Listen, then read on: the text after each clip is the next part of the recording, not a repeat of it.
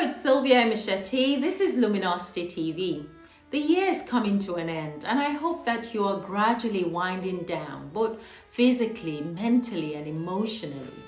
At this time, many of us would usually take stock of how the year has been so far and all there is to be grateful for. And there's usually so much to be grateful for. The immense love that surrounds us, despite the many ups and downs, seemingly difficult moments that have presented themselves to us this year. The problem about most human beings is how easy it is for us to notice what is going wrong and never truly appreciating what has been right so far. In fact, it is true that man only remembers his creator when things are going wrong and he needs to be saved from his calamity which he has brought on himself through his thoughts and his actions. However, the moment that things start running smoothly again, we then take it for granted and we forget to even offer thanks for all the good times that we've experienced. So this year, I personally had to rid myself of that toxicity of complaining. I had to remember to always check myself in conversations so that I don't become one of those serial complainers, but to try and see the good in all things and in all experiences. And this new attitude has helped me a lot, and it has really changed my life.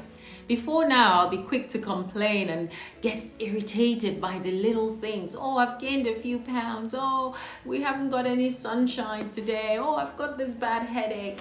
I had to say, stop, Sylvia, stop already. I started to be thankful for everything, even the smallest things, including just being thankful for the opportunity to be able to say thank you. And it made my pain a lot easier to bear. I remember coming down with a flu sometime in the year and actually being thankful that I was sick. And finally, I was able to slow down and take care of myself. So I was thankful for that opportunity to slow down. And everything that's happening in our lives is not without purpose. So what if life is a series of what ifs? What if it's based on our need to experience this for our own growth, based on what we deserve to experience because of our own actions? What if it's for our own good? We are all on this amazing journey of experiencing, and the journey will be different for each of us. And come to think of it, no one said it would be smooth sailing all the time. No one promised us that.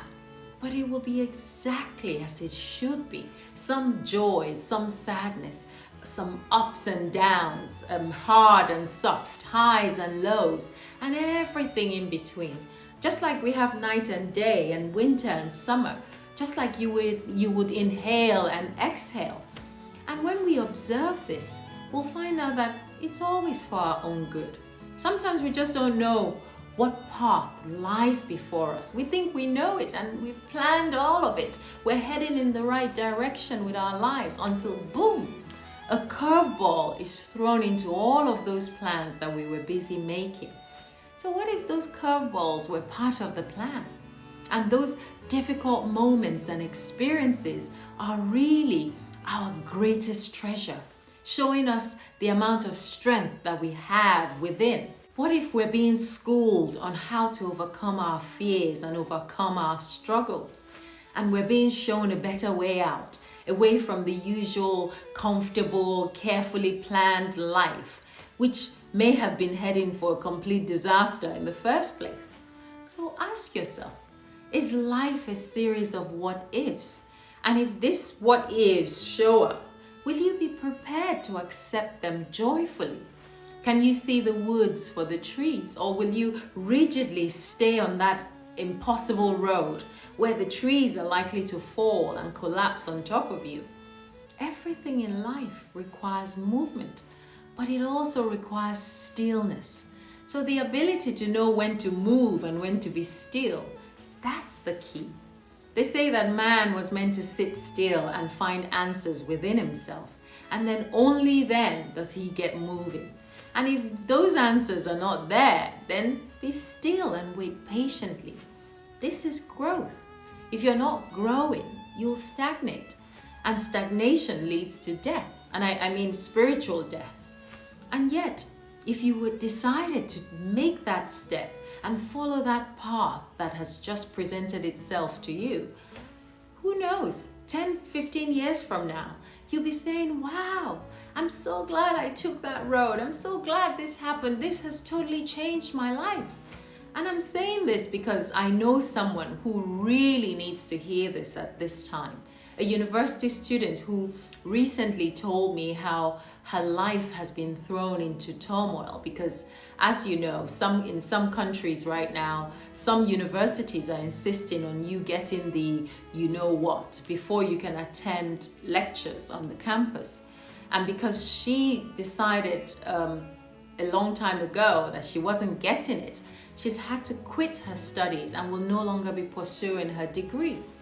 Now that is a big step for anyone, and no one should ever have to be in the position where they have to make such a big decision, and certainly not young people who don't know what the future has in store. And so it saddens me, just as one human being to another. But life is a series of what ifs. What if that's what she needs to understand that that degree would have amounted to nothing because a different passion was there all along, waiting to be harnessed. And only that amount of pressure where something's being asked of you that doesn't resonate with you, only that could sway you to give up this big degree that you could have got and go with your real talent. I know she's watching right now, and I know most of us have had to make bold decisions this year. And sometimes the obstacles are just the same as the bed of roses, but we don't see it. So even though things may seem all wrong because it's not according to our plans, it's not what we initially dreamt up for ourselves. We might even say, oh, the universe is not on my side. But sometimes it's going wrong because it is wrong. And the universe is actually trying to fix it for you. But you're too stubborn to see it. So I say to you in this moment, let the wind blow. Don't fight the wind. Let it blow wherever it will blow. Just have faith and trust in the will of your Creator and let His will be done in your life. Maybe that loss of control is what you actually need, an opportunity to focus on something else, something much more than the university degree, the job, the business, or whatever it is that we think is most important these days.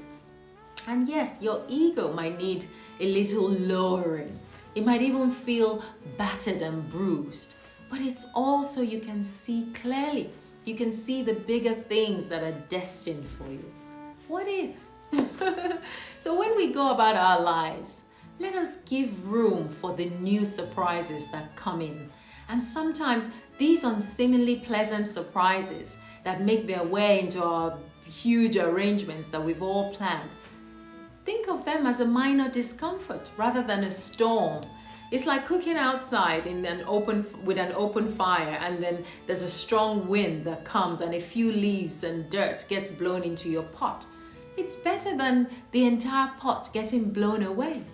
Wouldn't you be grateful that you still have a pot and there's that possibility of cooking another meal someday?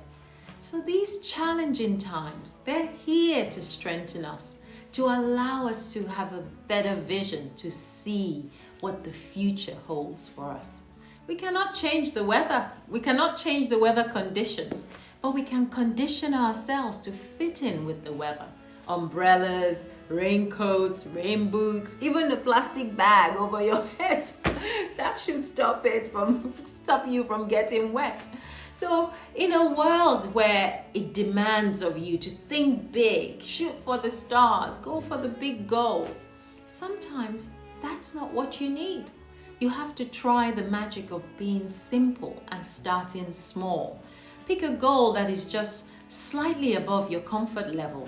Focus on achieving that goal. Build your confidence from there, and then you'll gradually set slightly higher goals for yourself. There's no wrong in climbing step by step on a ladder. That is actually how it's supposed to be. It brings order to the universe that way. In fact, fact, it's a law that you should experience what each step has to offer you, so that when you get to the top, you can appreciate the journey. So let the world go as fast as it wants to, but you pace yourself and see how incredibly far you would have gone without giving up. This fast pace in our world today is not for everyone.